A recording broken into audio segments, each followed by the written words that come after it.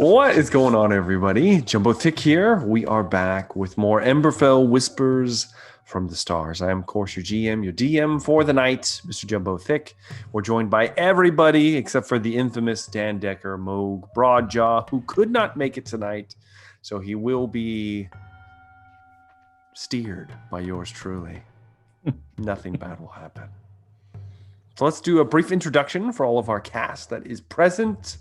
We'll start with the one and only Doobie 209. What's going on, everybody? My name is Alan, and I am playing Tristan Varel, the High Elf Time Wizard, Chronergy Magic, and possibly the only one, at least that he knows of in this world, that does such a thing. Very, very true. Which then brings me to our very much white scale, Jumbo Smooth. Hello, everyone. I am Jumbo Smooth. I'll be playing the role of Rogar, son of Amu, this evening. And he is a 400-pound, 7'5" dragonborn in the frigid wastes of a small community of dragonborn, ruled over by a dragon patron, one Amu. And he has since fled his responsibilities and is lost adrift somewhere in the world, and Rogar intends to find him. And who knows what will happen if he does. But speaking of somebody that may not want to be found, Kayla playing Velry, not Trist. Ooh, Freudian slip there.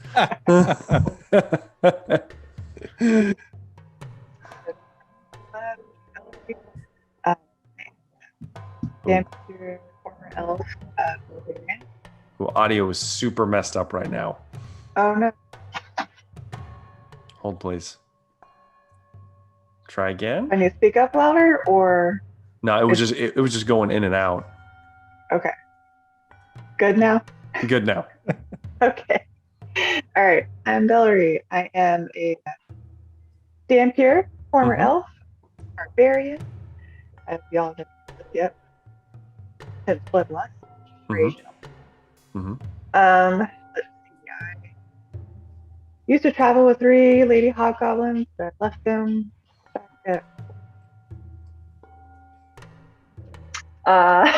and right now I'm just with these guys, running away from my husband, quote unquote. For the journey. Okay. Indeed. Which brings us to our newest member, Andrea, playing Zunlin. So hi, yes, my name's Andrea. I'm playing Zunalin, who is a drow bard, and he is just kind of along for the ride at this point. He may have found his next biggest ballad.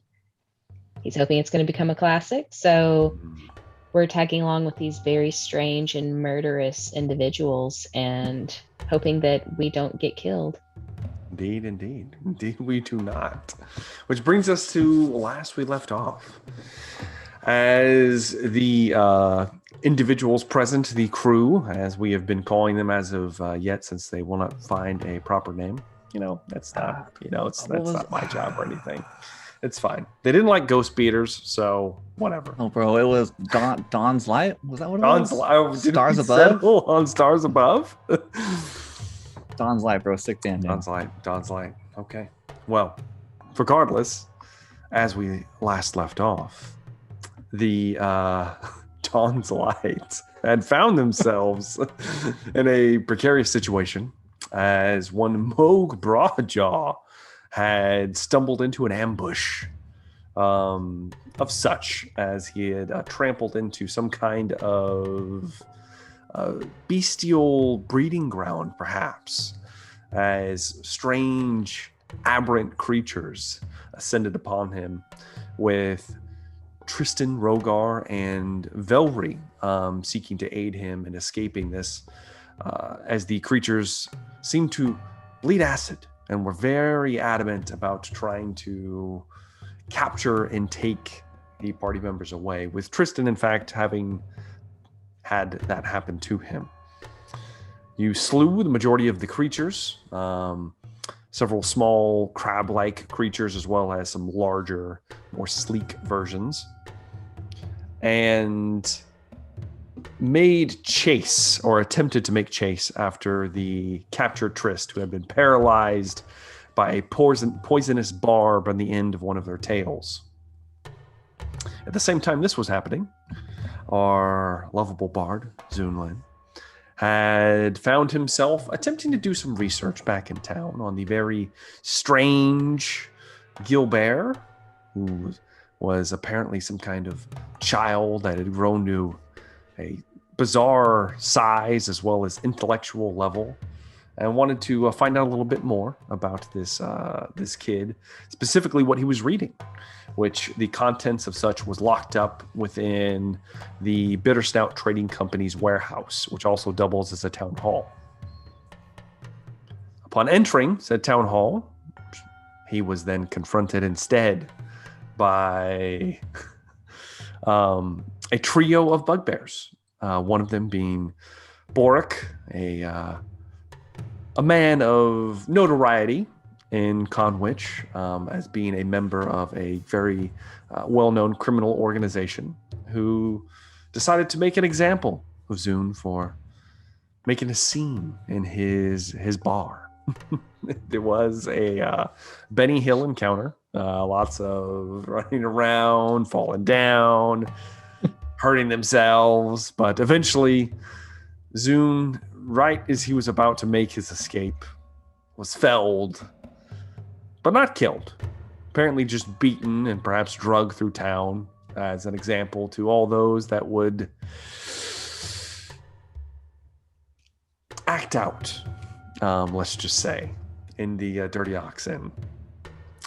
He did awaken in the temple of Boel, healed by attendant Nazir, and brought to the rest of the party as Bors was out looking for Rogar and his band, as there had been a murder outside of town and he was the prime suspect.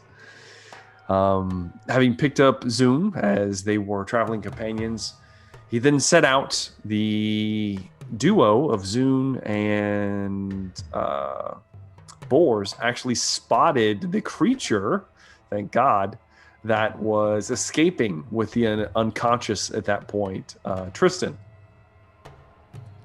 You ascended upon it, with Bors actually hacking it to pieces rather quickly and easily before it could do much. It was already somewhat damaged, I believe, but regardless, Tristan was freed.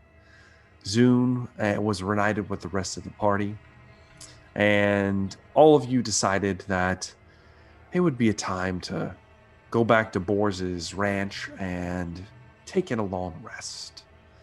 There may have been some strange happenings with Tristan that will be disclosed at some point. Who knows what's going on with that?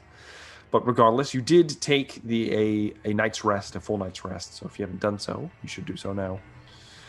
And decided in the morning to set out towards the same spot that the creatures were last spotted, as you were in fact pursuing the abduction of Nyarla and Gilbert, the daughter and grandson of Mad Udvul, who lives in the ruins outside of Conwich. And you had arrived. It was very early in the day, and it was very hot. It's extremely hot this day. Scorchingly hot, as well as humid, because you are very close to the coast. So, you've made it on the hill where Tristan was last abducted, looking down at the spot further down below, where there are no corpses to be seen. It is mostly just scorch marks. Pieces of dirt and rock that have been kind of burned away, markings of where perhaps bodies once were, but maybe have dissolved into nothingness at some point throughout the afternoon and then the night. You do see the large dried blood spot that Moog was investigating when he was ambushed with his impressive failure of perception. The Shady Grove, the tree line for the Shady Grove is not far past, perhaps maybe 20, 30 feet past that. There are a few sparse trees in this area, not many. But regardless, the day is yours. Do as you wish, and let me know how I can help you out. How many day is it? It's early. So you're looking at maybe at this point, after breakfast and walking over here, you're probably looking at 9 o'clock, 9:30 maybe, something like that. Early morning. Do we see tunnels? I don't remember if that was a thing or not. You saw creatures lunge out of holes in the ground. You didn't see like any official tunnel structure. But if you'd like, do you guys want to get closer to where all of the action happened? No, but yes. No, but yes. Cautiously. Cautiously. Why don't you give me a perception test then? Everyone? Yeah. Let's have just somebody lead. How about that? It's not going to be me. Decide amongst yourselves. Not it. We'll have Rogar. Mo Rogar. do it then. If you wanna do it. Yeah, we'll take the bullet for us, Moog. Rogar will do it. Okay.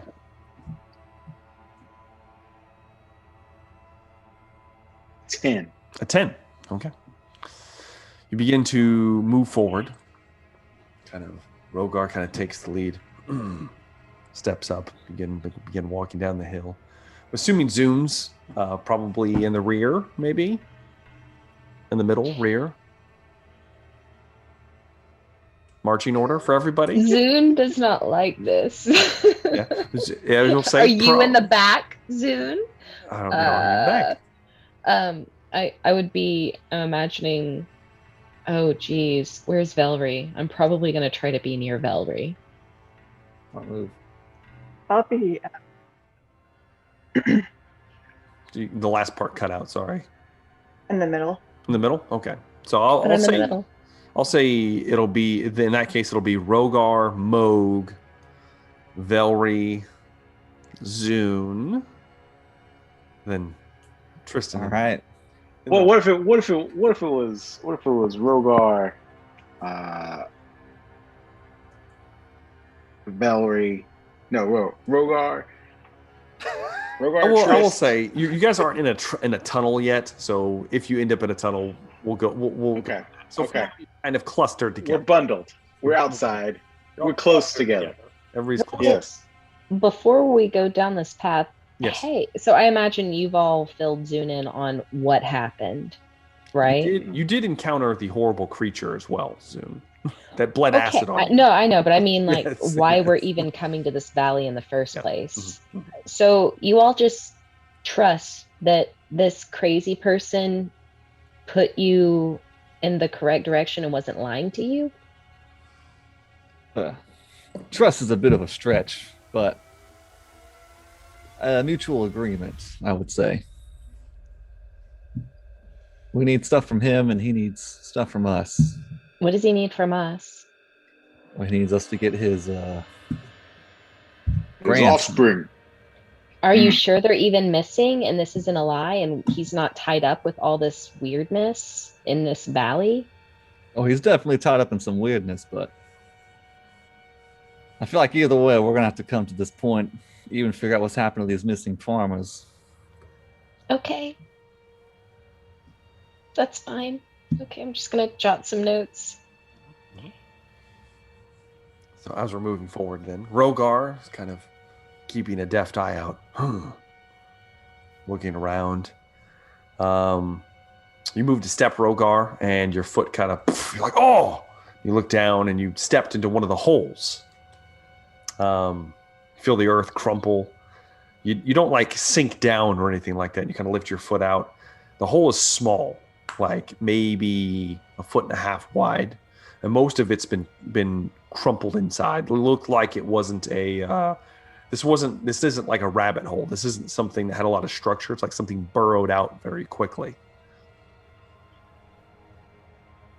You don't have a lot of experience with creatures burrowing in and out of the surface, I would assume. No, at least not too many. At least ones that you would be actively hunting. Let's just call it. Rimmeraz, bro. I don't feel like Rogar would be hunting Rimmerazes. No. Yes, exactly. But yes. So you're not quite familiar with that, but you don't see any large like tunnel entrance or anything, at least nearby. Do you want to move towards the tree line, or do you want to try to look for markings or anything like that? Yeah, I mean, Rogar would be looking around for any kind of signs of animal activity, I guess. Okay, you can give see me if there's paths or. Yeah. Okay. See if you can track any kind of movement that way. A 20. Not natural. Yeah, not natural 20. Yeah. With a 20, Rogar, your hunting experience begins to kind of take over. And as you're looking, you see you at first you start where the dried blood was, where Moog was, and Moog kind of steps up next to you. Yeah, I was just looking right there when this creature lunged out of that hole onto me. And he's babbling on, and you're trying to ignore him. He's stroking the shaft of his crossbow the entire time. He refers to it as the baby arm more than once. Zune, it's strange, but he's done it more than this is not the first time you've heard him do this. Regardless, though, Rogar, not too distracted, you begin to look around, and the dried blood does lead into the tree line. There are drag marks, and with a 20, which is very good, that's a very high roll. You notice that the drag marks aren't necessarily that of a medium-sized creature. It appears to be a large creature. You do also see a few other drag marks that may be humanoid-sized, maybe. It's hard to tell, but they are all going in one direction into the tree line. Into the tree line? Yes. All right. Not up into the trees, but into... No. So picture this. Yeah. You guys are close to a very large mountain range. Mm-hmm. And this would be like one of these smaller... It's not quite the mountain. It's like a small hill. And there's this small little patch of trees here at the bottom here that kind of make up the base of this, that kind of sprawl up. And they make this small grove. And you can't... It's not like walking into a jungle, but it's just a dense little thicket of trees and brush. And the marks clearly go into the brush and trees.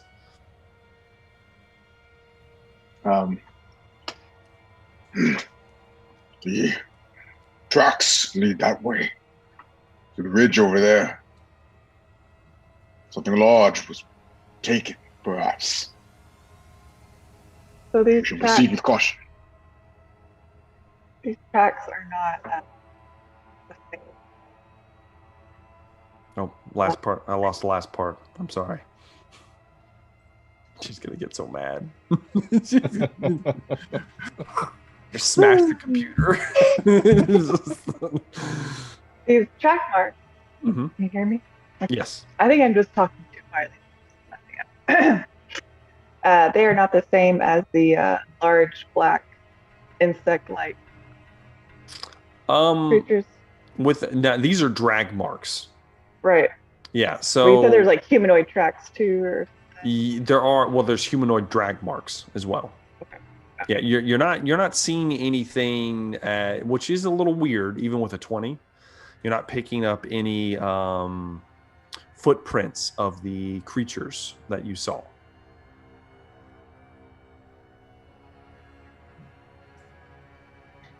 So the drag marks, are they basically the size of a creature that would be the size of Rogar? One of the larger set is of a creature larger than him. And we're talking drag with yes, blood. drag. And I will remind you that this creature the one that you saw, Zune, was holding Trist in one hand and was running at full speed. Oh, okay. It's a good incredibly strong, obviously. I'm gonna get a little bit closer to Valerie. Look a little bit macho. Try to not look too cowardly. She is party leader. Yeah, Cheers. she is. Cheers. Well, Rogar, you're the expert in outdoor survival skills. I don't know about that. I'm quite good myself there, Mr. Trist. Moog, the only thing you're good for is eating sandwiches. Oh, well, I do like a good beef and cheese.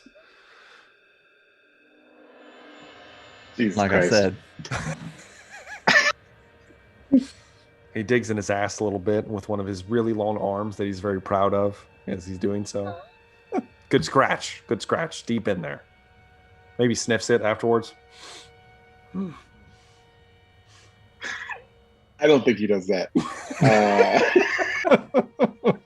I'm just going to say that now. I don't think he does that.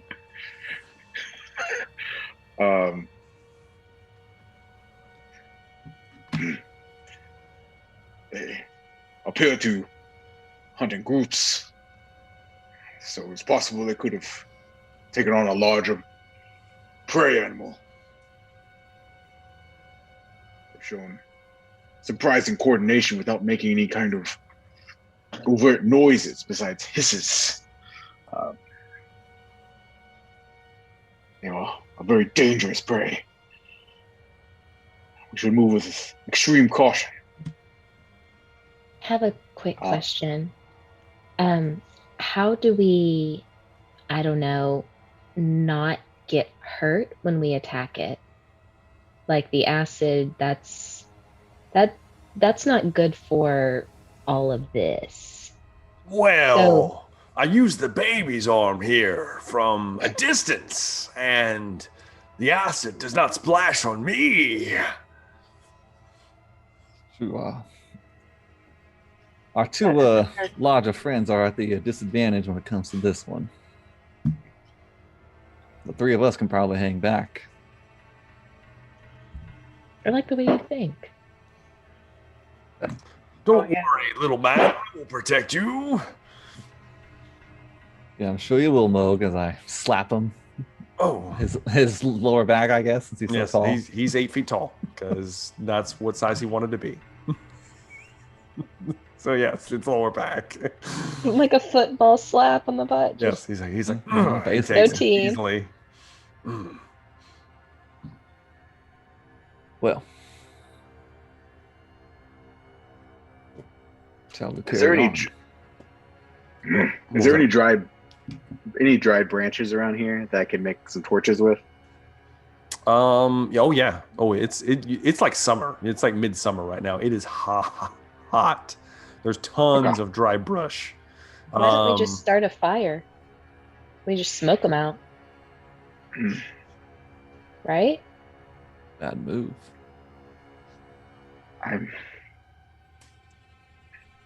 Assuming that we're not surrounded in tall, dry grass, of course. I was too soon to get a party. Yeah, I will. Rogar is an active outdoorsman, so he would not make such a foolish mistake. Someone else in the previous party would have, but yeah. I do not think that is probably the best course of action. I'm not 100% sure that these things were of this world. I've never seen anything like this. Are you aware of demons, Scott? Oh, I mean, in a way. But tell me more. In the north, we fight them. They harass my clan. Most of the time, Amu would simply wipe them from the face of this earth with a beating of his mighty wings. But they do not follow the same rules as we do here. I am not sure if these things breathe. I do not know if smoke would bother them much. Perhaps a nuisance.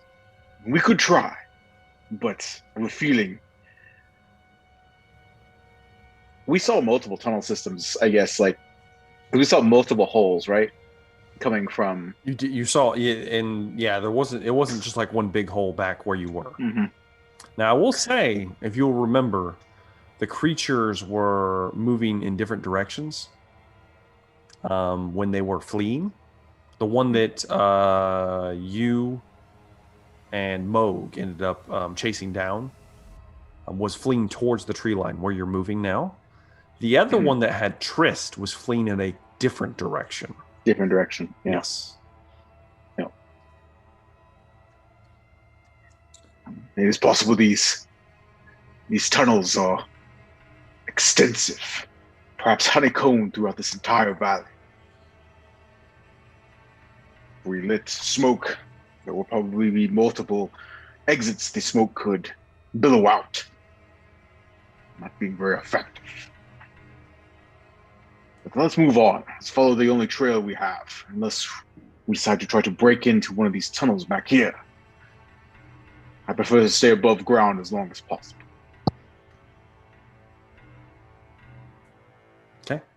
Are we moving forward then? Yes. All right. As with Rogar's previous 20, you begin to move forward. He begins tracking once again.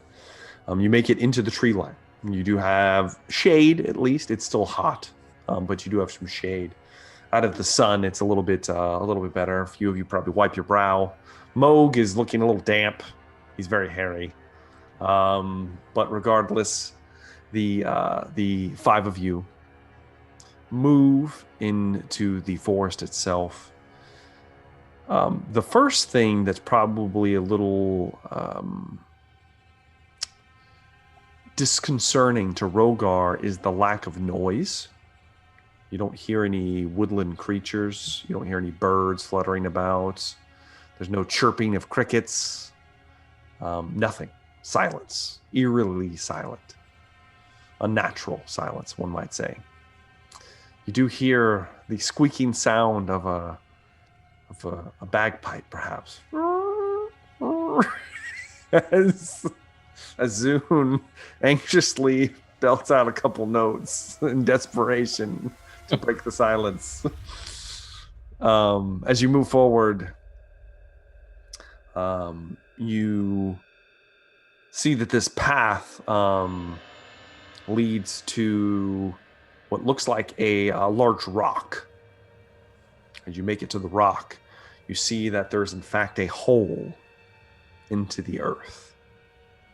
A pretty good sized hole, in fact. You wouldn't call this so much a cave because it goes downwards. And it looks like the drag marks just go off and then disappear into the darkness. It's like a vertical drop. Yes. I'm gonna find a rock nearby. Mm-hmm. And then reach to my pouch and take a little bit of a phosphorescent moss and kind of rub it on this rock. It's like cast light. All right. And then drop it down the hole. Drop it down. 20-foot radius, bright, correct? Yes. Yeah. 20-foot radius, bright, and then regular light, another 20. That's 20. So you drop it. And it goes about 10 feet, and it is bright. It's a pretty bright. The tunnel's only about maybe 15 feet wide or so. So it's a good sized tunnel, but it's not by any means you have clear view of the whole thing. It is obviously not worked with tools. This is very much, you can tell this is very much dug with more primitive implements, perhaps claws and who knows what else. And as it goes down about 10 feet or so down, it begins to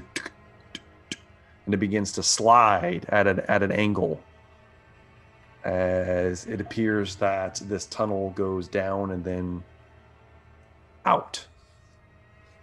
the rock quickly disappearing from view. You do see the dim light, and then it stops, and you do have light down there because I believe you can concentrate on it for an hour, or it just works for an hour, something like that. Yeah. So you do see the rock down there. Or you don't see the rock itself, but you see the light where it has stopped somewhere down there. I guess that was about a 10-foot drop.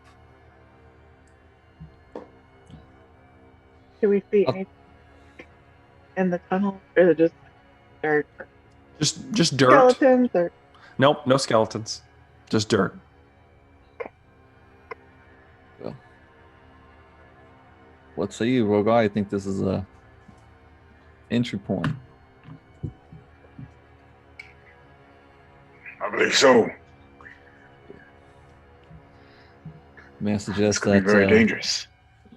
anyone that doesn't have torches probably needs to find some type of torch.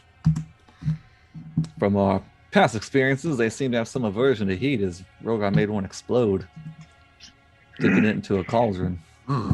That sounds I won't like get a much. great thing, Rogar. We should definitely use fire.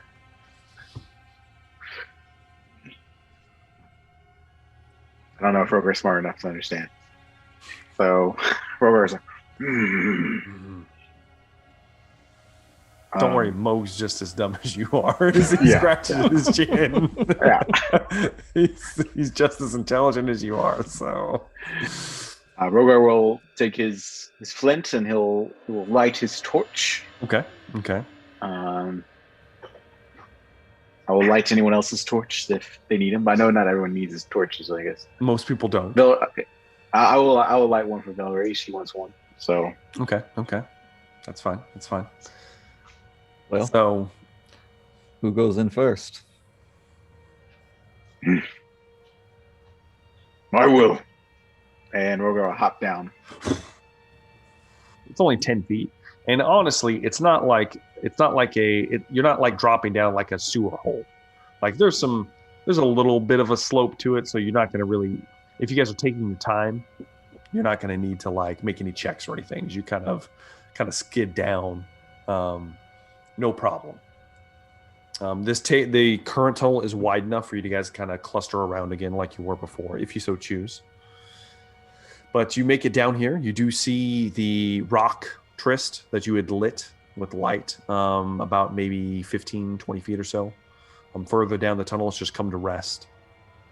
However, yes, Rogar. Rogar has a question. Yes, he Would does. Rogar, could Rogar put together that since these things can't, since multiple occasions we've tried to do something with their sight, Mhm. Would Rogar understand that they might not be able to see the torches? Let's see here. Why don't you give me a wisdom check? We'll call it nature. We'll do a nature check. I know this is getting a little different, but we'll see. Nature's intelligence. I'll do it. Oh, you're right. You know what? Let's do survival. We'll do survival. Yeah. Yeah. 15. Okay. You've seen these creatures more than once now, Rogar. You being the only one of the party, since everyone else is dead, that has seen these creatures multiple times. And you remember, Rogar, that after seeing them up close and personal more than once, that these creatures do not have eyes. And you take note of that. And you've fought creatures before, or at least heard of creatures before, that don't need to see with eyes. They usually have other senses. So perhaps light is more than likely fine, as they probably can see just as well in the complete blackness as they can out under the bright suns. However, you also know that they have other senses, Rogar. So with a 15, how are they seeing you if they don't see with their eyes? And that's something to that you haven't quite figured out yet. You're not exactly sure what it is. I assume it's some other sense, but yeah, I don't know what it is. But I'm assuming they could feel the heat as it possibly got close to them. But yeah, seeing it, perhaps, maybe not. As we do. Remember that one did recoil from, I believe it was your first encounter. One recoiled from a torch and tried to get away from it, so they could at least have some kind of aversion.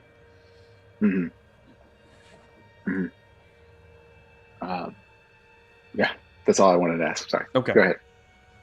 So Trist, as you move, as a lot of you begin to move into the tunnel itself, Trist, you see that your rock where it stopped. Do you reach down to pick it up, or you just leave it where it is? I'll pick it back up. Okay. You pick it back up, and as you pick it back up, there's a dampness on your fingers as you pick it up. It's like a black residue on the ground. You and then you, with your very, very high passive perception, you see that very subtly, the walls of this tunnel, there are little creeping black tendrils of some kind of viscous goo-like material. And as you bring the light up and look further, you see that it begins to get denser and denser until about maybe 60, 70 feet down the tunnel. The entire tunnel is encompassed in this black material. Well, don't get too close to the walls if you can. I assume stepping in and our feet are if you're moving forward, are you guys all moving forward? Okay. Obviously we move forward. Yeah.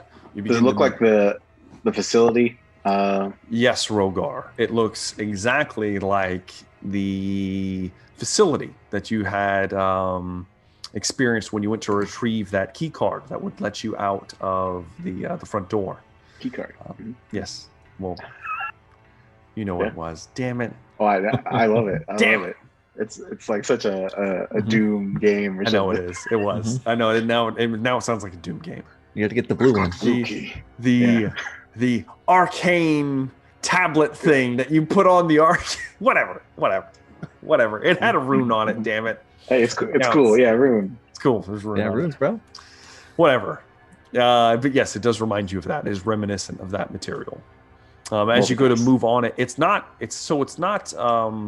Trist, as you begin to step on it, where it's gotten denser, it's not it's not liquid. If anything, it feels fleshy as you step on it.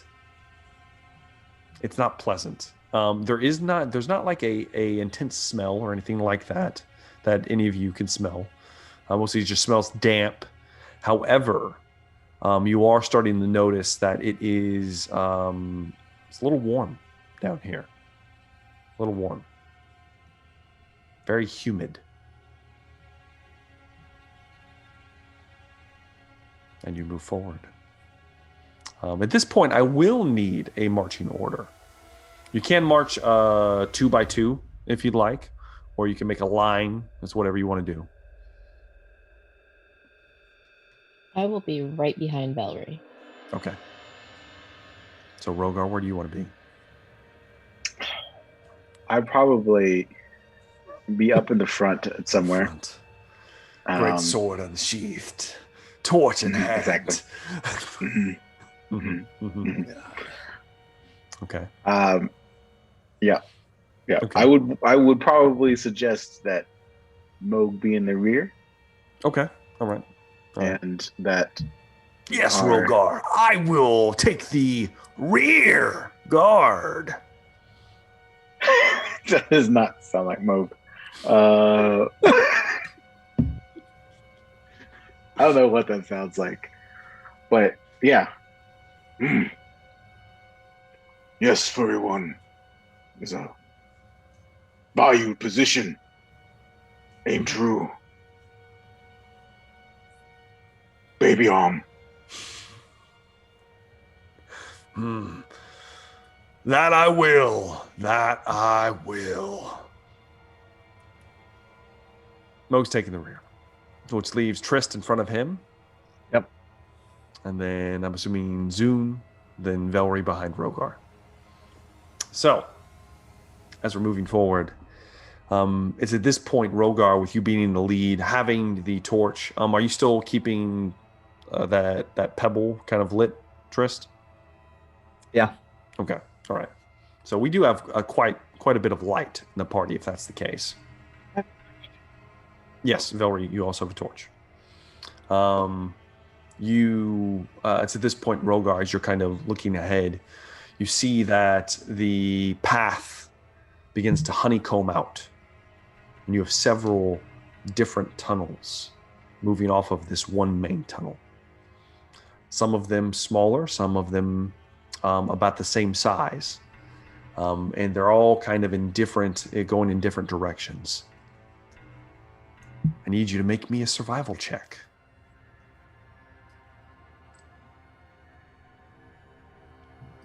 Is there a draft anywhere? We're about to find out. Damn it. 16. So, all right. With a 16, I need to roll this. Okay. You look down and you see that there is a little speckle of blood to your right. As you look to your right, that kind of smears into this tunnel near your right. It's about the same size as the tunnel you're currently in, branches off of it. And you know for a fact something was drugged in that direction. You kind of look around, and straight ahead, you can also see that something was drugged in that direction as well. It's a little bit more warm to the right. You've narrowed it down to at least 2 paths. Rogar will share this information with his party. You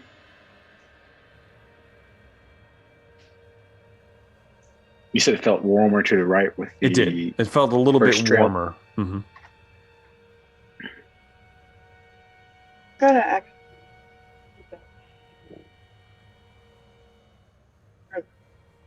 What if I release one of these snakes and see if they can?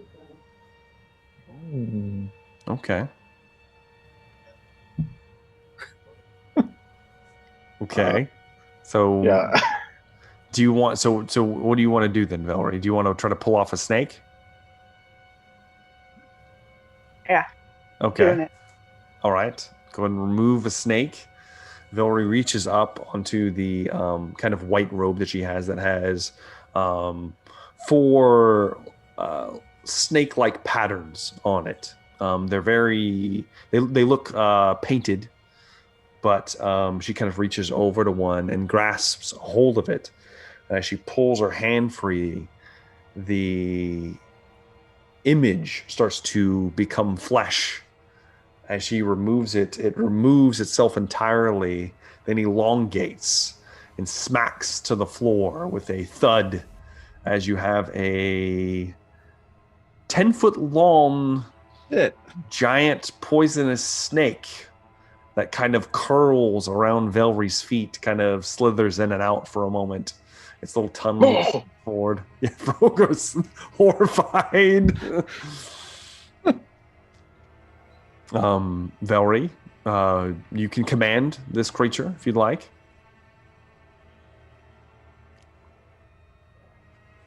Well, then I'm gonna. Now, according to this, it can tell friend. Oh. Yes. Yeah. Yes. Okay. So, go find one of these creatures. Okay. All right. Roll me a d20 while I look up the creature stats real quick. It'll only take. Did you say I had 4 of them? I thought it was 3. I think you had. So there were a possible of 7, and there were already 3 missing. You should have 4. Oh, okay. D20. Yeah, just roll a d20 real fast. There you go. I have the stats now. Why can I not see this? There we go. A 12. Okay. A 12 plus... Let's see here. We'll call this perception. It does have the snake also has blind sight, just so you know, within 10 feet. I don't know what that. It can taste things with its tongue. That's how it can sense things in complete darkness. It's just kind of gross. That's How was that, bro? How was that? But I'm not doing it again. Damn it! I did it once. I'm doing it again. Somebody's gonna clip that. I'm gonna have to see it forever. Regardless, though, the snake begins to slither down this path, and you almost lose it for a moment, Velry, as it's kind of cylindrical, kind of wet-looking scales almost blend in with the surface of the area you're in. And it takes you a moment, since apparently the creature's not trying to hide from you. You don't completely lose track of it, but it is apparent that the nature of the terrain you're in is confusing to creatures that might possess similar defensive abilities. Let's just call it that. Regardless, so the snake begins to move forward, and it actually moves towards the right path that Rogard mentioned was slightly warmer, and it kind of raises up a little bit and begins to taste the air in that direction, and then moves down and begins moving down that tunnel.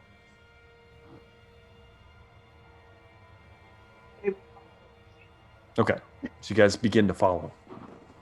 As you move forward down this side tunnel, why don't I get somebody give me a perception test? Somebody that is not Rogar.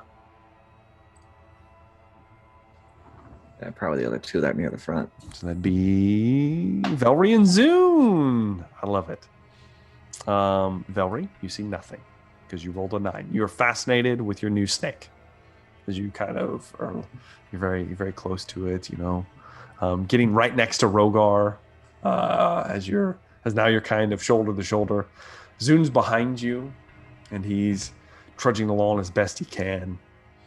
And Zune, you notice as you are moving forward that you find you see a glint of something that is not made of the same material as the tunnel you're in, and you stop.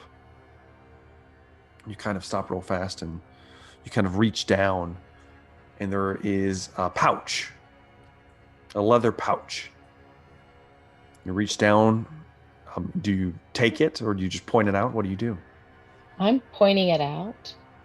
I'm probably going to tap Velry and point to it, and maybe get Tristan's attention and point to it. Like, at this point, all I've heard about is just stuff springing out of the ground at people's faces, so I'm trying to not put my face near the ground. Okay.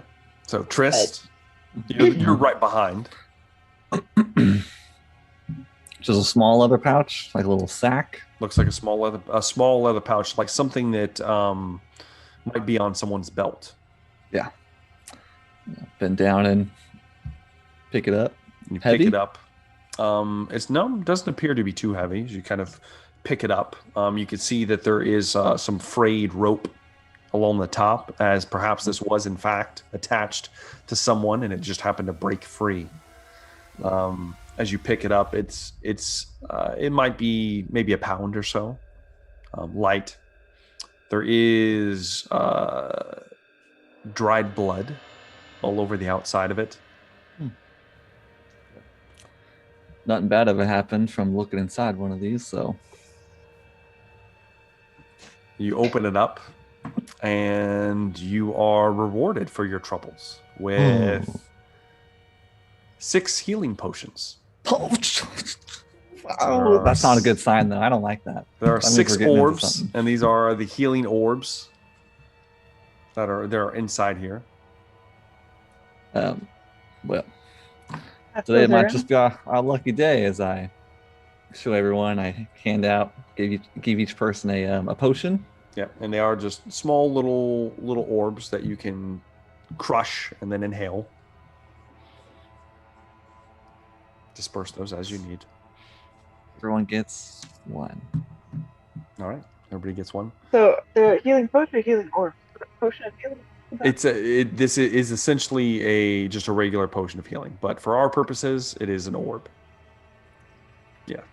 Well, unfortunately for whoever came down here with these, obviously didn't need them, but the amount of blood on this is quite disturbing.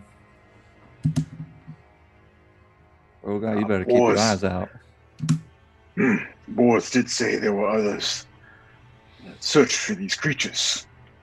Perhaps this is what became of them. Is it human blood or? I will hand the package to Valerie. Yeah, hands it to She's Valerie. the expert on blood. I would like to lick it and see if I Yep. can tell. You kind of you taste it. Go ahead and give. You know what? Why don't you give me a nature check and I'll give you advantage on it. Okay. Also, I have a question for the DM. Yes. These potions were told to a previous character who died that Yes. military carried them. Yes. Okay. With an 8 at advantage. 16 was my first. Oh. Yeah. Okay. All right. So Valerie, someone that is adept at the tasting of blood, both beast and man, apparently, as that has happened in the past. It's dry, but you get just a twinge on the tip of your tongue as you kind of take a lick, and you taste the coppery, fatty taste of a man. A human or a hobgoblin? Well, humans don't exist anymore, as far as you know. So more than likely, you would assume probably a hobgoblin. I don't know. You didn't roll high enough to get species here, but humanoid Okay. at least. Okay. Yeah. So. Hobgoblin. mhm.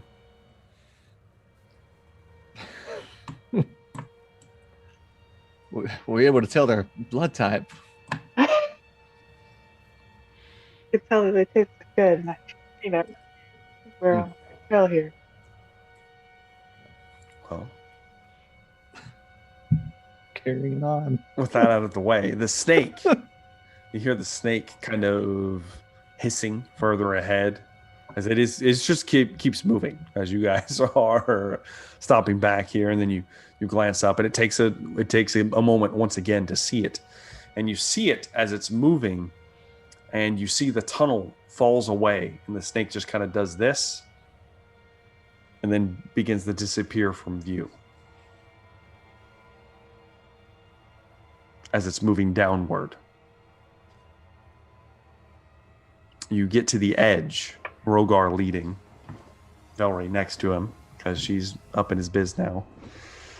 And you see that there's now it's not so much a tunnel as a large chamber. You are somewhere near what would be the equivalent of the roof of this chamber.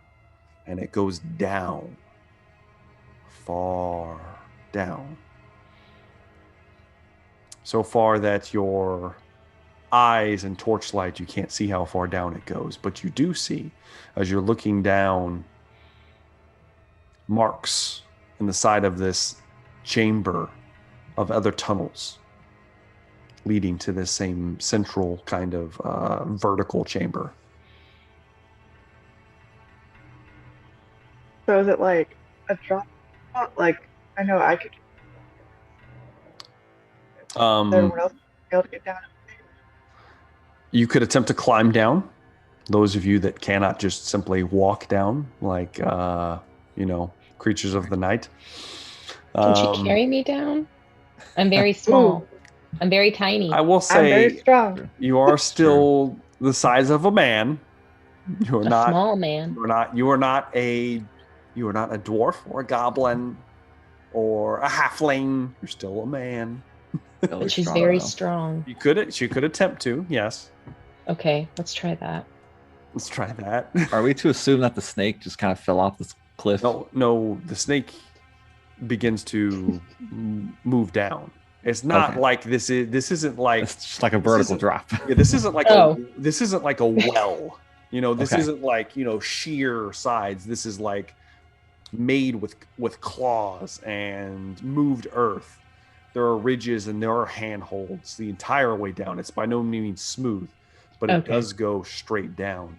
If someone were to perhaps lose their grip, they might plummet for quite some ways. You don't know how far it goes until Zune, which, by the way, Zune is much more comfortable down here in the dark, out of the direct sunlight, I might add, than anybody. And Feels like home. Zune gets to the edge and looks down. Zune can see all the way to the bottom, whereas the rest of you cannot, because he has a heightened sense of dark vision. It goes twice as far as anyone else's. And Zune, you would see that this chamber goes downwards for 90 feet. Wow. So we'll go what, like 90 feet? It didn't seem that far, guys. No. I mean, I think we can 50 do foot this. of rope. Yeah, okay, we'll definitely make it with 50 foot of rope. What's at the end? Do I see beyond the grappling drop? hook. Which one are we? What? Can I see beyond the drop? Like, do I see anything else? I'm looking all the way around. You for see anything. several tunnels that enter in, spiraling all the way from the top all the way to the bottom. There are tunnels honeycombing into this area. Does this look like a main area? This perhaps. I mean, what does Zune know about creatures that dwell in the ground like this? I don't know. How about you give me a history check or a nature check? We'll go nature. It's a history. You want to do history? See. You can No, do history if you want. it doesn't matter either way. Okay.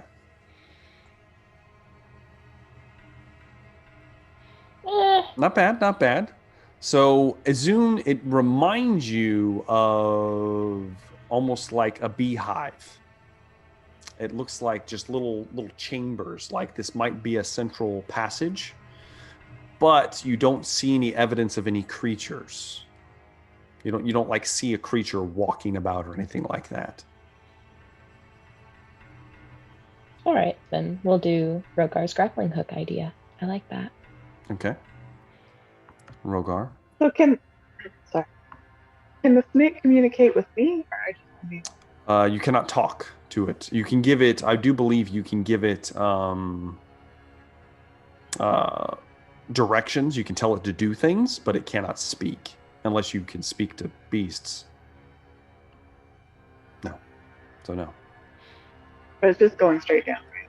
Oh yeah, it's just making its way down.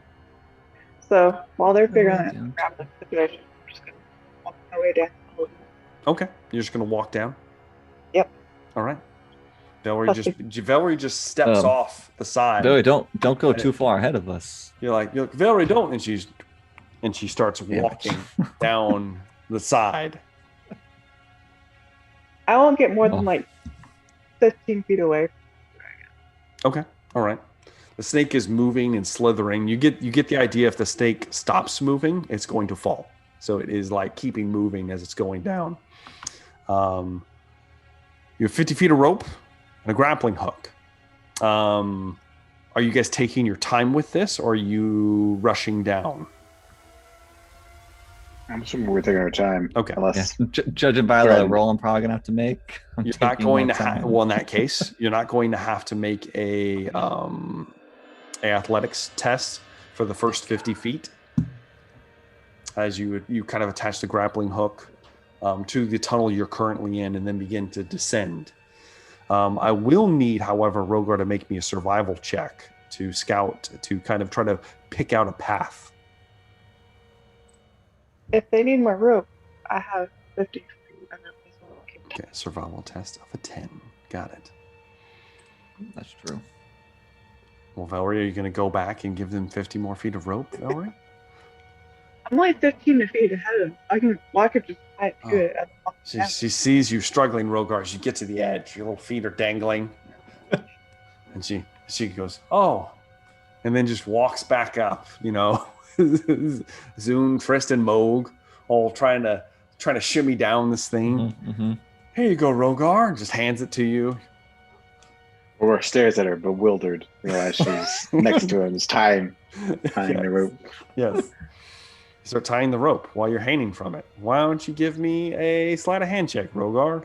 Let's see how well you can do this without falling off. Wait, can I not tie it for him? You can try. Do you want to try to do it, Valerie? Yeah, I mean, I was. Why don't you give me a sleight of hand check then, Valerie? Not great. 7. So Rogar, you know, you're hanging there. Valerie walks up and she does like a little. Mm-hmm. That's probably good. And then she begins to walk away because she thinks you did a great job. She begins to step downwards. Does Rogar think it's a great job? Give me a perception test, Rogar. She Perception fell. test. Shit, we lost Valerie. She fell off. You fell off. Ah!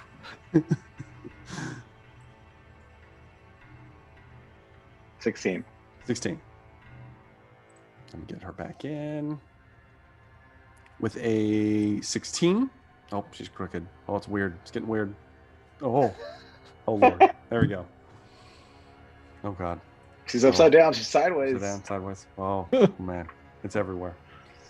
There we go. Well, Rogar, you look at it, Rogar.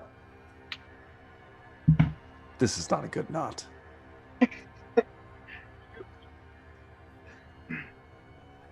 Wish Fredrock was here. It's true. It's the only good thing you remember about him. He used to tie great knots. It's true. He tied great knots. Mhm. But yeah, I guess Rogar will put his hand, try his hand at it. Okay. I guess. You try and you Secure it's difficult. You're holding yourself up. Mhm. The DC is higher. Go ahead and attempt a check for me. Our muscles are getting tired from 19? waiting. 19? 19. 19. Okay. I will say, you kind of reach down and you kind of grab a piece of it, kind of loop it up, and you begin to, with one hand, begin to tie a very primitive knot that you think is going to hold much more efficiently than what Valerie did. However, why this is happening, I will now need athletics tests for everybody hanging onto the rope, including Rogar. Which also means Moog. Yes, Trist. Great. Yes, Trist. Let me roll one for Moog. Moog did great. He did Hopefully great. Moog's long ass Moog reach did great, yeah. catch me. Okay. So let's see here. All right. Zune 12, Rogar 12, Trist a 5. Rogar 19. So everybody, as you're kind of holding on, you're waiting here. Those of you not Rogar's barely clinging on, muscles starting to tense up as he's taking time to tie this second rope together. And as he's doing so, Trist, you finally, your arms just and you fall. Can I catch him? Go ahead and Shit. let's see here. Go ahead and give me a strength check.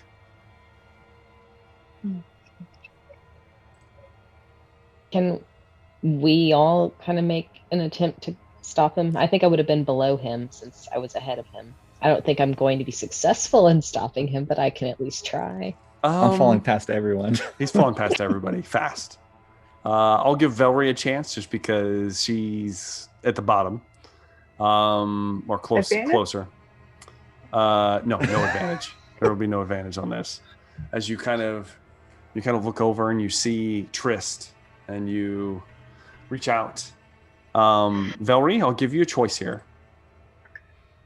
You can either grab a hold of him, and the force of his body falling will rip you from the wall, and then you will get a second attempt to try to slow both of you down.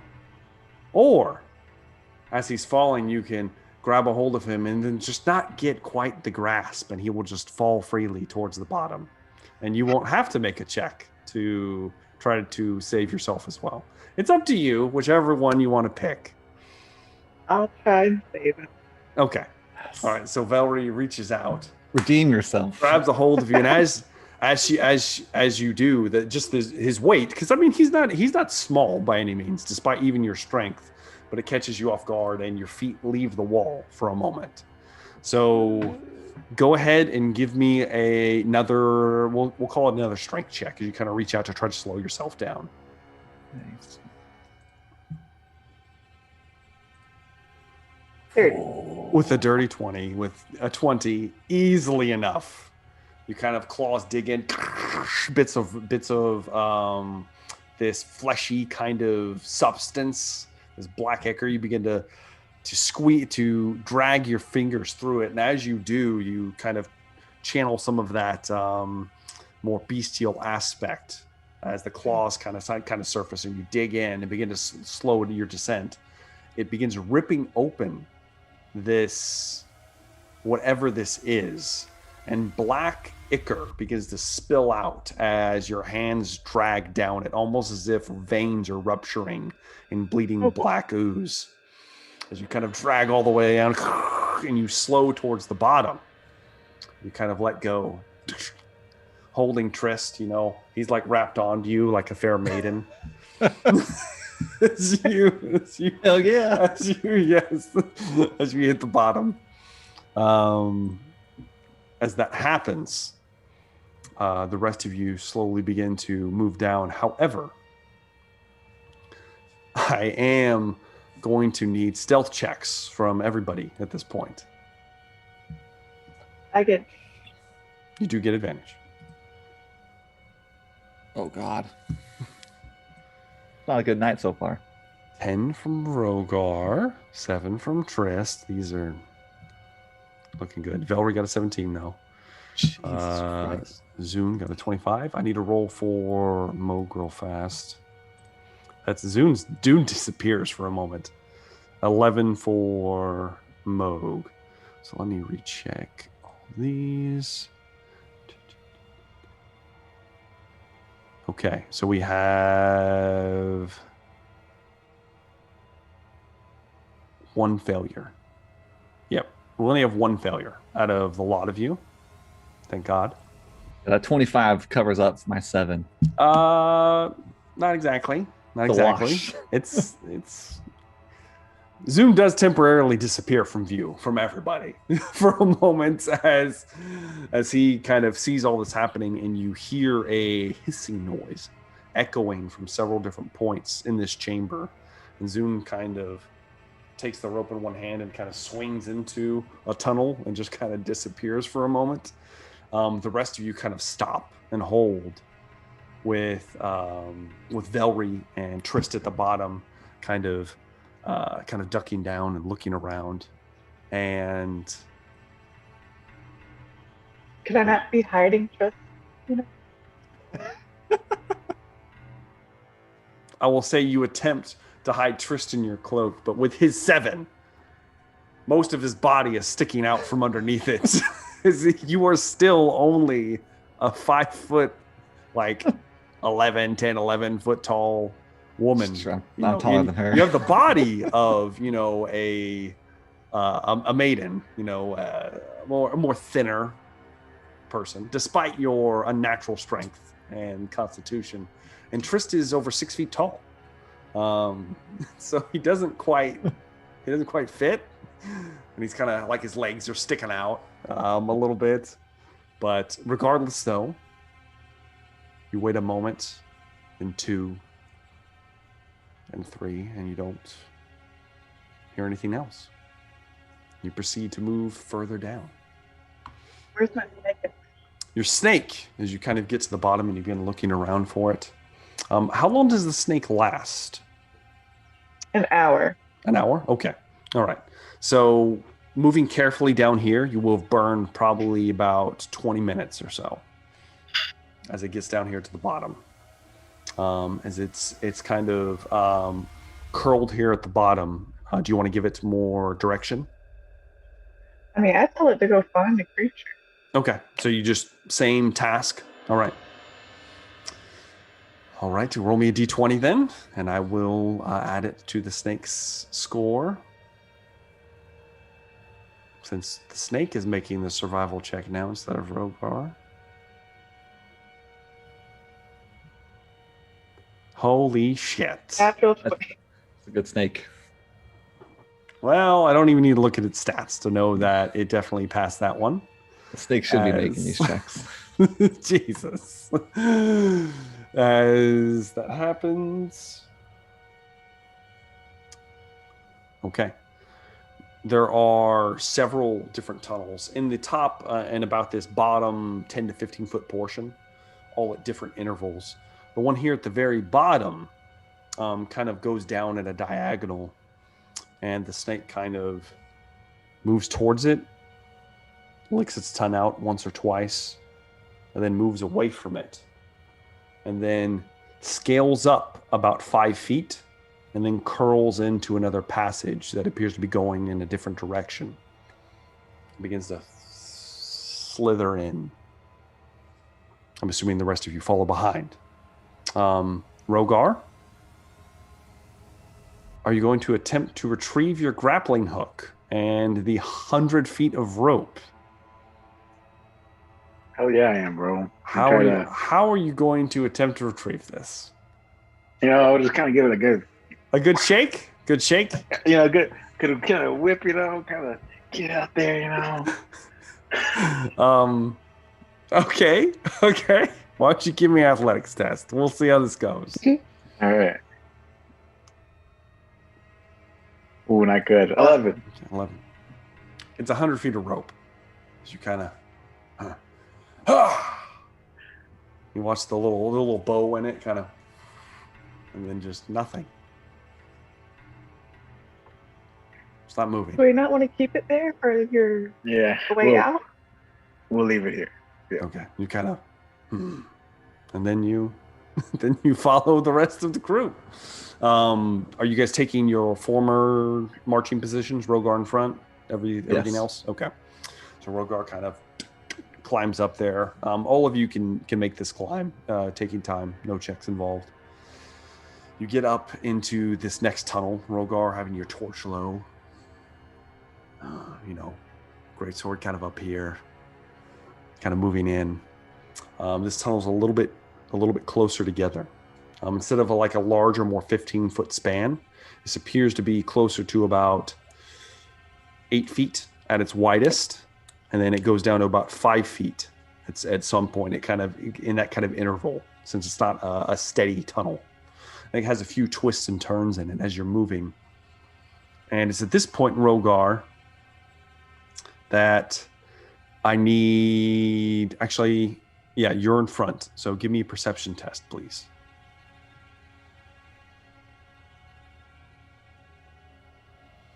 12. 12. All right, so let me make sure. Okay. So you do, in fact, see ahead of you, Rogar, as you are moving into this tunnel, that parts of the tunnel wall, this kind of black substance, some of them look to be not just, they don't appear to be as solid as the rest. They appear to be more web-like. You've seen kind of this kind of thing before. And you remember that creatures were tethered inside a similar substance, being held in place. And you also remember that it was damn near as hard as steel last time you tried to rip someone out of it. But you do remember it being very sticky. And the tunnel that you are moving through, that the snake is very adeptly weaving in and out of, because I already rolled for it. Moving through and at some point moving up and around sides of the tunnel, avoiding large patches of this webbing kind of goo-like structure that is at some points on the floor, the wall, the ceiling of the tunnel in various different places. Do you still wish to proceed forward? Rogar will turn around and watch the webbing. Okay. I will give you a choice on this. You can either make an athletics or a acrobatics test to move forward. Did I see anyone entangled in it already? No, you do not. Okay. Not as of yet. Rogar will take an athletics check. Okay. To go through. 17. 19 for Velry. Oh, 9. Oh, Rogar. I have a +6. Yep. Trist got a 13. 13. Let's see. Outrageous. Let's see how Moog More athletic than does. Rogar. See how Moog does. Moog wants to do athletics because Moog is better at athletics. Moog got an 11. So let me check real fast on this one. The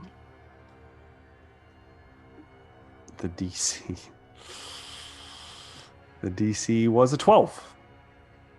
And both Rogar and Moog fail. So That was too big or too Those small. are too big. the two biggest guys. So the rest of you are kind of moving forward and very nimbly dodging back and forth. However, Rogar, you go to make a feat of strength to kind of lurch over a large gap of about 5 or 6 feet of webbing across the floor. And as you lunge across, your top of your head kind of skids across the roof for just a moment. And before you make the full jump, your foot steps down and is entangled in some of the web. Likewise, Moog, who's in the very back, as he's moving, seeing you kind of falter for a moment up ahead, he makes a move to stop himself, to hinder his movement. He doesn't quite make it, and as he does, he reaches a hand out, and his hand is caught in some webbing to his left, stuck to the wall. And as this happens, there is a sickening kind of lurching sound. Sounds kind of like as you kind of sink in just about an inch or so, and it feels like it is held tightly. And as this happens, you instinctively, well, what do you do, Rogar? Let's see what you do. What do you do in this moment? Caught in this webbing. Rogar will take his torch and he will try to swipe at it. Okay. Rogar. Why don't you roll me a d4?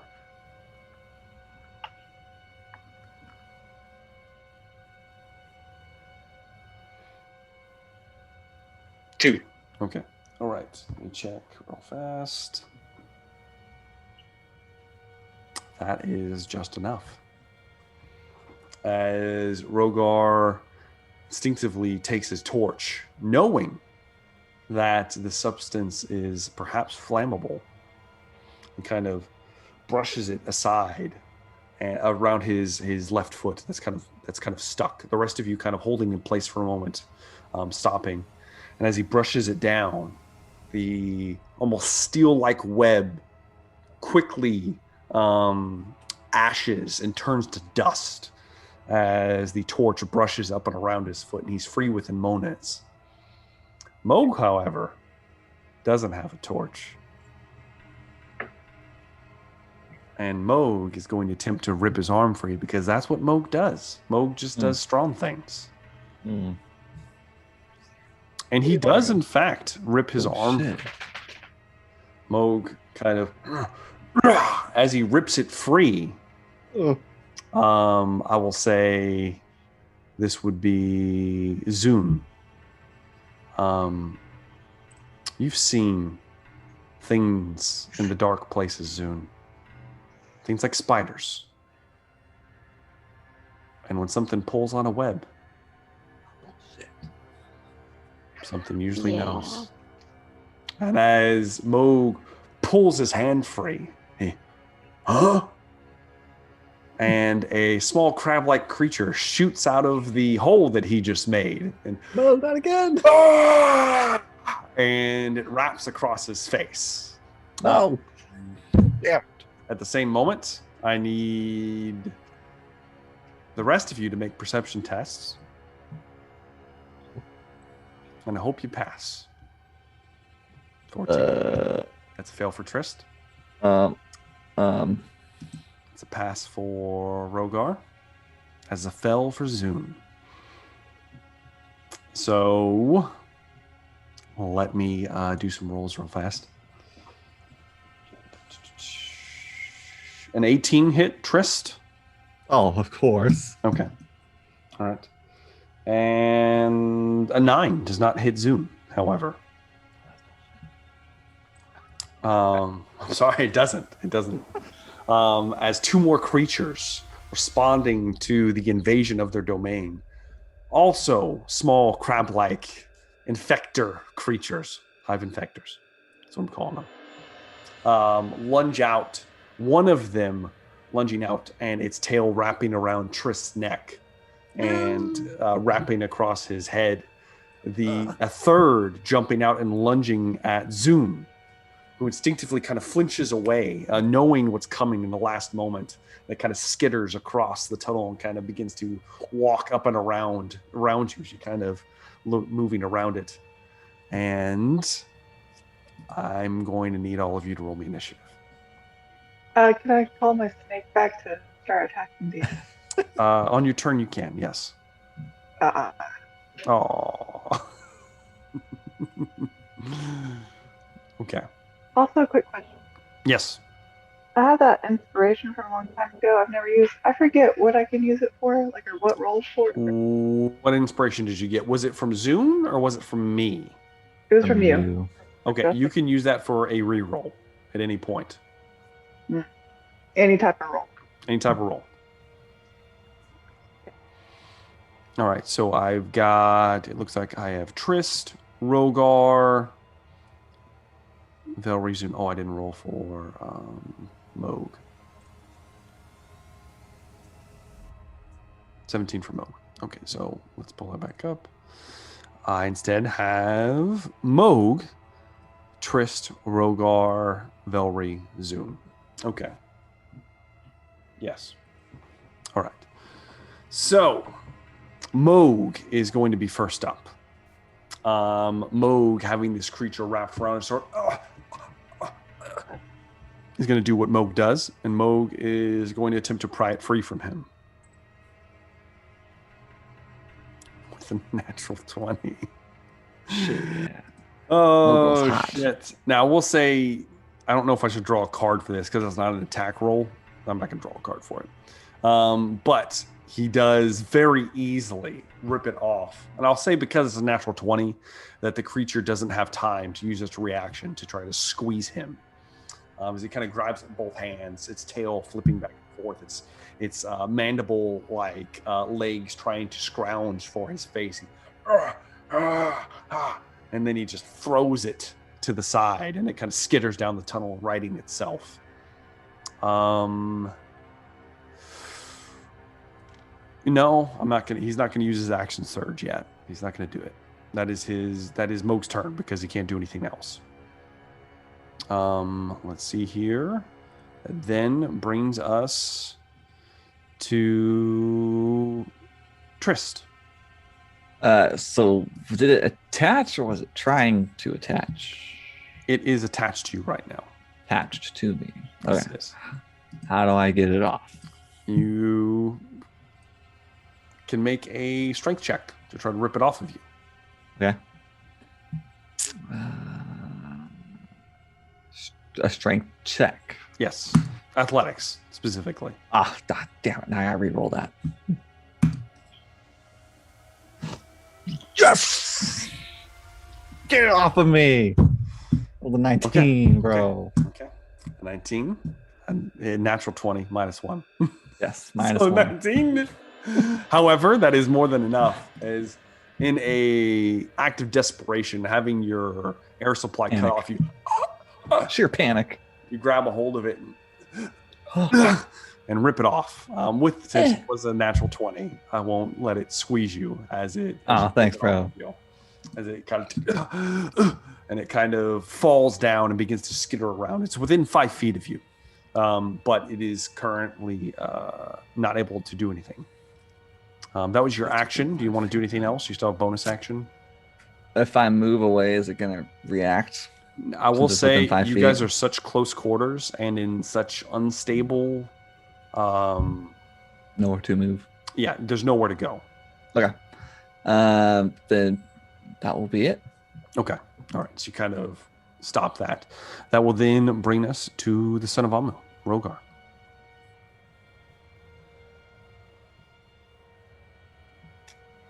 So there's only the 2.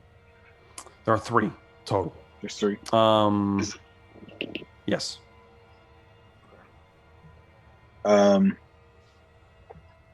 If I hit the one closest to me, Mm-hmm. would it splash damage? Who would it splash damage? You and Velry. Valerie, I'll take it. I'll try to attack it with my great sword. Okay. Oh, actually, Zune would be next to this one too. Oh. Well, no. Hold on. Because it was you, Velry, then Zune, and it's the one the closest one to you is the one that's trying to attack Zune. The back 3 people are the ones that are being attacked. So you would have to push past Velry, which I'll let you do that. I'll let you slightly because you have such a big weapon. So yeah, it would be the 3 of you if you were going to attack it. It'd be all 3. Yeah. Now you remember that's not a lot. It's just a little bit. It's just a little creature. It's a small creature. Yeah, it's true. That's true. Yeah, Rover's gonna do it. He's gonna recklessly attack it. Okay, give me an attack roll.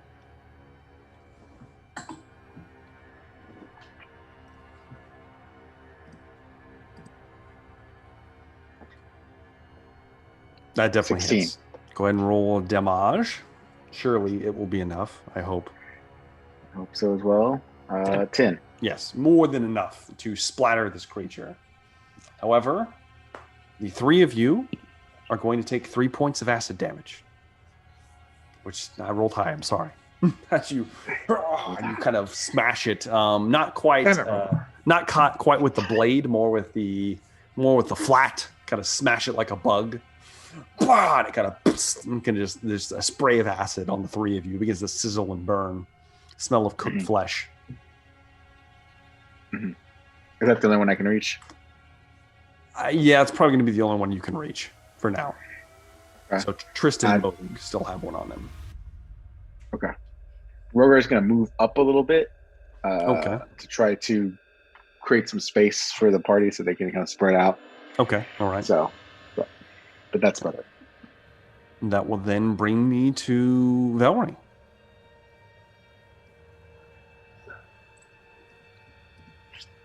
You are muted. There we go. So I can call a snake back, and that's not an act. That's a bonus action. Bonus action, yes. Ooh. Bonus action. It's up to you. Okay.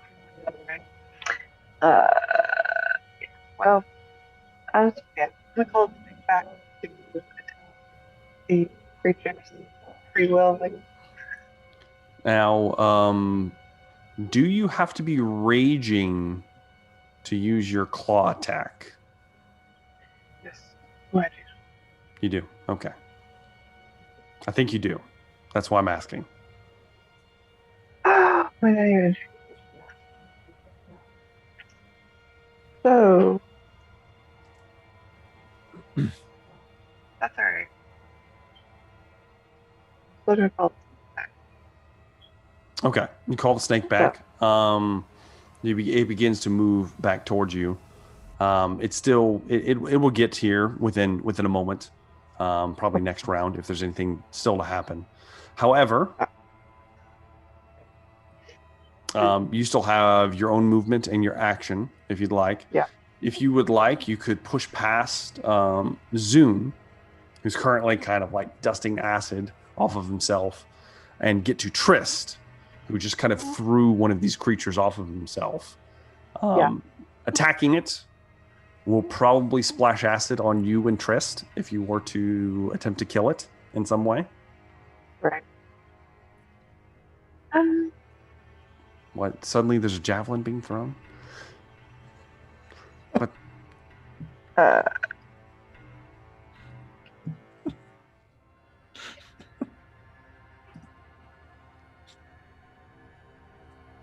So, how far away is the creature from me currently? Like, how many feet? it'd be about 5 feet, yes. Okay. I wonder if I can hand axe it and be far away enough that has a. I'm having a hard time hearing you right now. I don't know what's going on. Sorry. I was wondering if I could hand axe it. Sure, yeah. For the first time, Velry draws a weapon. Go ahead and make an attack roll with your axe. Just kind of. No, didn't know she had those. I didn't know she had them. Besides her, her fleshy claws. 12 to hit. That hits. Go ahead and roll damage with your hand axe. 10 points of damage. 12 was a glancing blow, but 5 points of damage is enough. As you kind of smash into it and just kind of cleaves the axe into it. You and Trist will take 1 point of acid damage, as most of it kind of smatters to the side, kind of singeing and burning parts of the tunnel.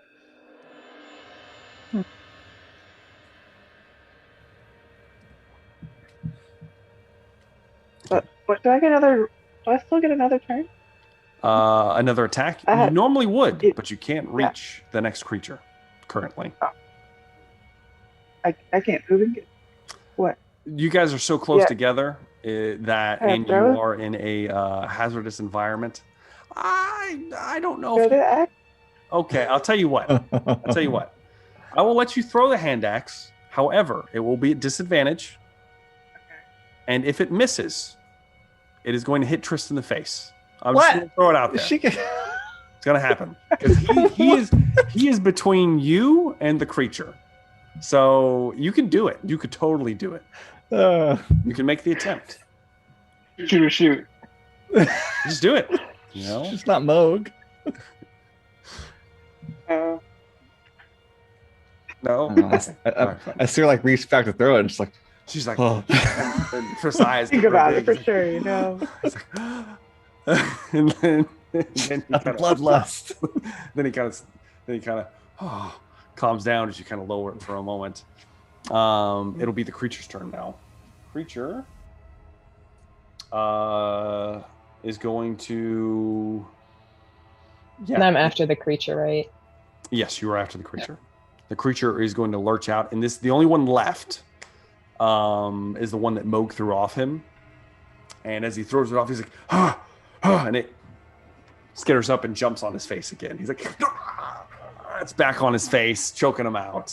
And he kind of falls back. He falls into the webbing. And he's like stuck to it for a moment, struggling around. That's the creature's turn. So Zune, it's now your turn. We gotta leave him.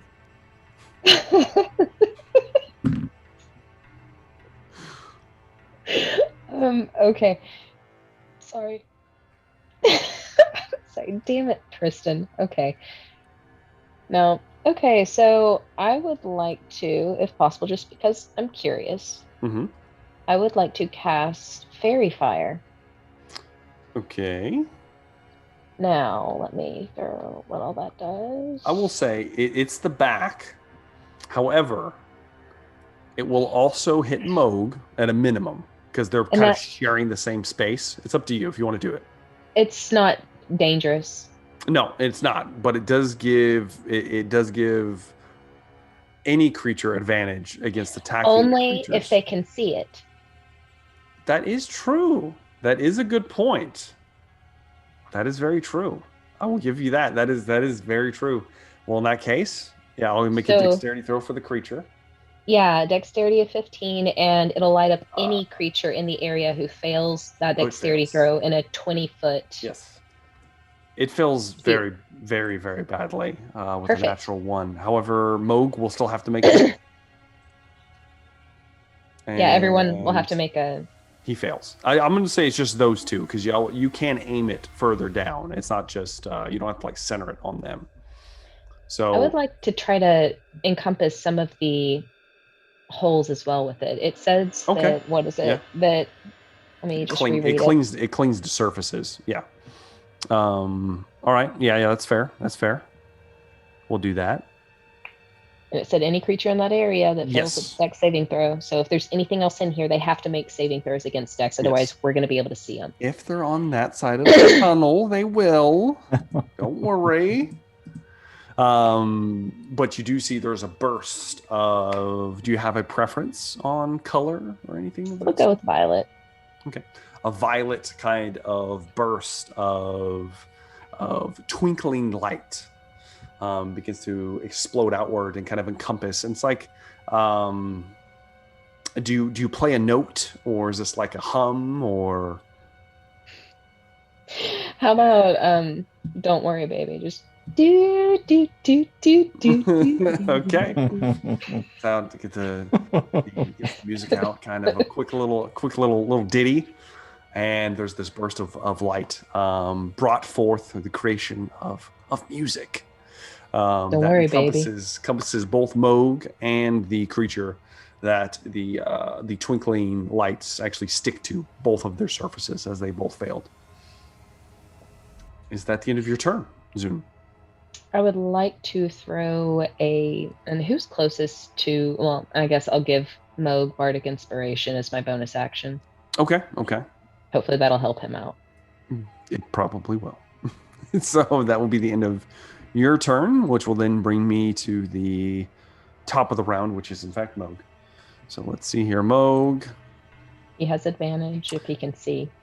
He can't because he's blind right now because the creature's wrapped around his face. But he doesn't need it. He actually doesn't even need your inspiration, unfortunately. I'm sorry. Because he very easily rips this creature off of him. However, he is going to take, let's see, where's his health? 2 points of bludgeoning damage as it uses its reaction to squeeze. As he rips it free, it kind of squeezes on him. And he throws it to the ground. You know what? No, he's not going to use it yet. I'm not going to use it for him yet. He might need it later. That's going to be all he can do. So that will then bring me to Rogar. You were next.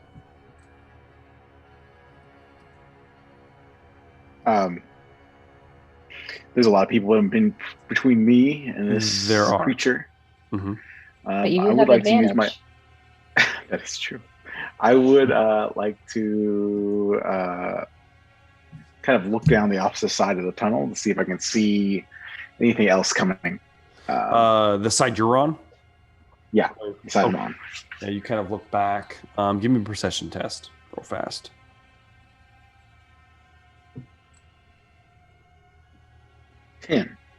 10. You don't see anything. You kind of look back. You don't see anything there. You just see the one creature that Moog just threw down at his feet. Well, I might try to. Yeah, that's going to be my action. So that will be my turn. Okay. All right. That will then bring us to Tristan Varel. Is your turn? One creature. So,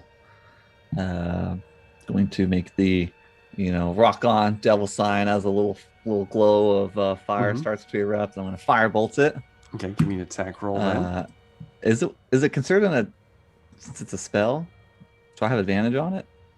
Yeah, it's an attack roll. So yeah, you have advantage. Mm-hmm.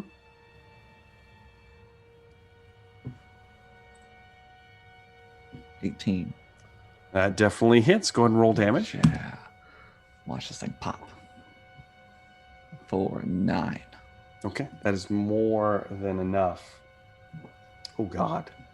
However, you kind of swirl a small bead of concentrated elemental fire between your fingertips and flick it out quickly in the darkness, lighting up. A streak hits the creature near Moog's feet. As it does, the thing, despite its lack of vocal cords, you hear a shrieking noise. As the fire pierces into it, the entire body portion, except for the legs and tails, explodes in a shower of acid. As its ability, it burns, coats Moog in acid as he is standing next to it. As the bloody, he's like, ah! And it coats his arms and his legs, and he's going to take 7 points of acid damage. He can take it. He's a fighter. He can take it. But as his fur singes away, he, They may have heard that. There might be more on the way. We are officially out of combat, or are we? But that's at least where we're going to take our first break.